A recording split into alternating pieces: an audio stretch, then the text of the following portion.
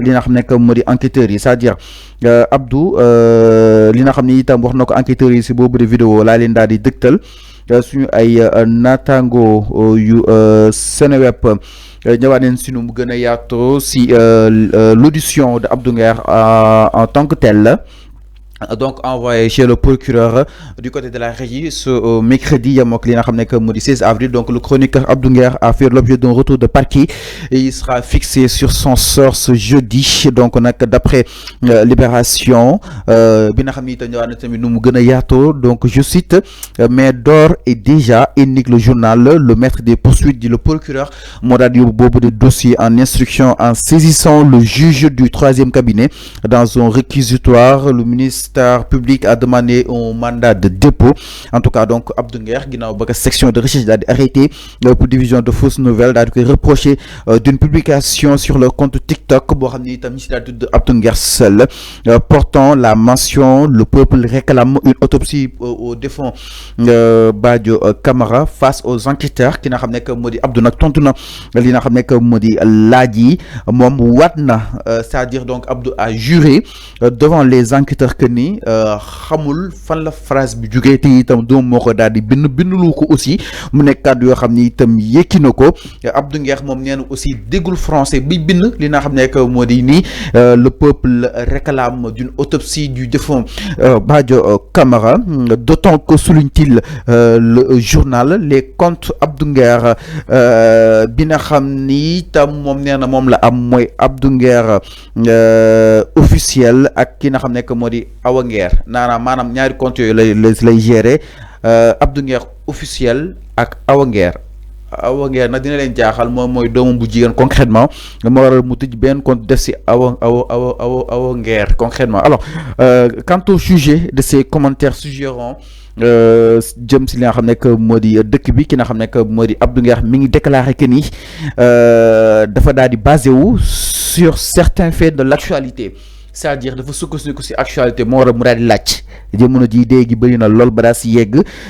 Donc le décès de Badio Camara, les propos du porte-parole du gouvernement laissant entendre que l'ancien ministre des finances Moustapha Ba génnoon na que ni ki nga xam ne que moo di Moustapha Sarré le porte-parole du gouvernement que ni dee Moustapha Ba dafa am lu si nekk moom itam loolu la daal di posé woon mu nekk loo xam ni itam ñëwaat nañ si nu mu gën a yaatu. Donc au cours de leurs investigations les enquêteurs identifié neen le titulaire du compte Abdou Nguer seul maanaam jàpp nañ ko turam nag di ki nga xam ne que moo di AN Diaw faisant l'objet d'un retour de parquet moom itam amoon na retour de parquet comme ki nga xam ne que moo di Abdou Nguer. Alors donc moom ki nga xam ne que moo di AN Diaw jàpp ni Abdou Nguer fansam la dafay daal di topp saa su nekk. Devrait être également fixé ce jeudi. noonu itam la ko daal di ñëwee si nu mu gën a yaatu. Donc Diaw a précisé ne pas connaître personnellement son idole nee na xamul idole am xamul Abdou Nguer. Donc enfin li ñu doon wax peut-être ni est-ce que bindulu ko donc moom ki nga xam ne que moo di ki ñu jàpp ni moo daal di bind boobu de merci Abdou Nguer seul nee na xamul Abdou binduloo ko exactement. Donc mais qu'il partageait ses vidéos sur TikTok maanaam vidéo bu mu def si télé yi moom da koy jël reprendre ko exactement sur sa page TikTok. Donc concernant le commentaire incriminé, il soutient qu'il avait juste capturé la réaction d'un abonné avant de l'afficher sa pensée qu'il pouvait heurter maanaam benn commentaire moom moo abonné moom moo commentaire benn abonné moo commentaire que ni dafa bëgg dara si ki nga xam ne que moo di justement Badio Camara pour ñu amal benn autopsie moom nag neen loolu la jëlaat teg ko si kaw vidéo bi concrètement neen amul soon benn intention. Donc loolu la ki nga xam ne que moo di Diaw ni kii moom compte TikTok bu Abdou Nguer seul daal di publier ni Abdou Nguer xam bu ko fansam kese la moo war a mu daal di partager waa ces vidéos. Mais Abdou nag waat na il a juré que ni xamul ki def compte bi xamul compte bi xamoon compte moo xam existé na sax te itam binduluwul te déggul français bay bind dara concrètement. Alors enfin est-ce que loolu tamit comme ni koy waxee rek tëjul wax ji concrètement par rapport ak mbir mi. non Fallou il faut ngeen xam ni. mbir yoon dafa bëri ay piste. yoon du ñëw sukkandikoo ci way waa ji nee na xamul Abdou Nguer ñu ne waa léegi xamul Abdou Nguer nee na santaanewul pour waa ji bindalool parce que moom déggul français léegi yoon daa di ne waaw comme yéen loolu ngeen wax léegi wax ngeen dëgg c'est pas comme ça. La justice ne travaille pas comme ça. Justice dafay ubbi ay enquête gis nga nit lépp lu mu mënta wax pour seetal boppam dina ko def. moo tax justice day jël en compte day tenir en compte de tous les leviers yoo xamante ne di wax ni gis nga même question mën nañu la ko poser toute la journée une seule question pour xool ndax li nga wax nii di nga ko waxaat di nga répéter la même chose wala di nga ñëw ba midi bo li nga wax 8 heures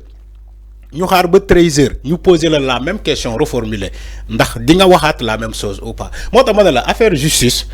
dafa complexe. C'est pas comme ça que vous dites que woy waa ji nee ne Abdou Nguer yónnewu ko moom xamu ko Abdou Nguer seul wala Awa Nguer seul c'est pas comme ça il faut ngeen xam fii dëkk yoon la te les magistrats yi nga gis ni c'est des magistrats tellement assermentés et professionnels xam nañu seen liggéey ñoom yàkkamtiwuñu dara Sénégalais ñoo yàkkamti dinaan woy comme jàpp nañu waa ji pourquoi on laisse pas Abdou Nguer partir c'est pas comme ça mes chers à beau vouloir ñu libérer Abdou Nguer justice moo xam ci ban moment la koy libérer wala s'il faut le libérer ou bien il faut le maintenir. Donc il appartient à la justice de donner le dernier mot. Le dernier mot. Alors man loolu laa wax. Alors par rapport ak li nga xam ne que moo di mbir mi en tout cas les sénégalais ñi daal di xool exactement ana yëf yi fan la daal di war a mën a tàbbi si kanam yoon ak wàllug yoonal donc nag mën nañ jàppandi fu mu toll nii ki nga xam ne que moo di Abdou Nguer ba tey mi ngi si li nga xam ne que moo di kanamu juge du 8e cabinet yóbbu nañ ko fa nag daal di koy war a mën a déglu si ay questions yu ko gën a fasantu ko exactement si li nga xam ne que moo di boobu di mbir donc ce qu'il a dit devant les enquêteurs moom itam mi ngi signe et que persiste que ni fu mu toll nii mi ngi nekk fu mu nekk que ni xamu ko moom la Abdou daal di waat devant li nga xam ne que moo di les enquêteurs par rapport ak li nga xam ne que moo di wàll wi donc mbiru yoon dafa sew comme ni nga ko waxee dañ siy def li nga xam ne que moo di très attention par rapport ak wàllu wu nu mel parce que aussi du ñàkk yi itam dina am yenn dossiers yoo xam ni itam peut-être fekk na fa ki nga xam ne que moo di Abdou Nguer vu que ni ñu ne la dame justice dame buy dox nànk pa nànk la mais sûrement elle marche lentement et sûrement la dame justice en tout cas ñu koy ñaanal bu baax moom Abdou ñu koy ñaanal suñu borom wàcc teggil ko li nga xam ne que moo di coono bi franchement parce que retour de parquet moom dafa xaw a metti lool franchement dem ak wàcc dem ak ñëw jëm si wàllu wu nu mel mais ces avocats aussi bokk na si ñoom Maître Diouf entre autres ñoom itam ñi ngi rassuré jàpp ni nag instant bi à fin dana waroon tegloo ci suuf parce que quoi qu'on puisse dire gis neen yëf yi nu mu daal demee mais naka daal di jàngate aussi la réaction des opposants maanaam de figure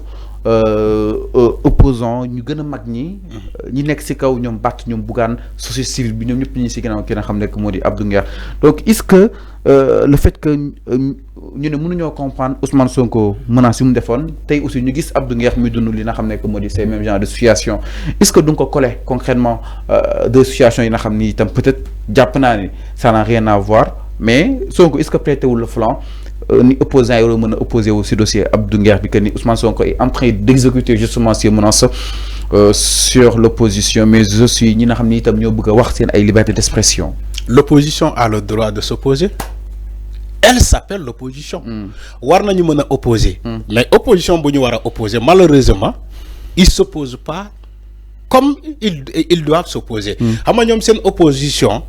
dañ ko accentuer sur benn jëmm Ousmane Sonko. Il va falloir Ousmane Sonko wax benn affaire pour que opposition bi jël affaire boobu di ci wax pendant des jours alors que opposer c'est pas comme ça munoo opposer parce que damaa bañ diw munoo opposer parce que damaa bañ Ousmane Sonko munoo opposer parce que Ousmane Sonko sama noonu la ci politique c'est pas comme ça léegi le cas de Abdou Nguer ñoom opposants yi bëgg a jël affaire Abdou Nguer di def ay fonds de commerce ay récupération politique loolu laa la wax démb.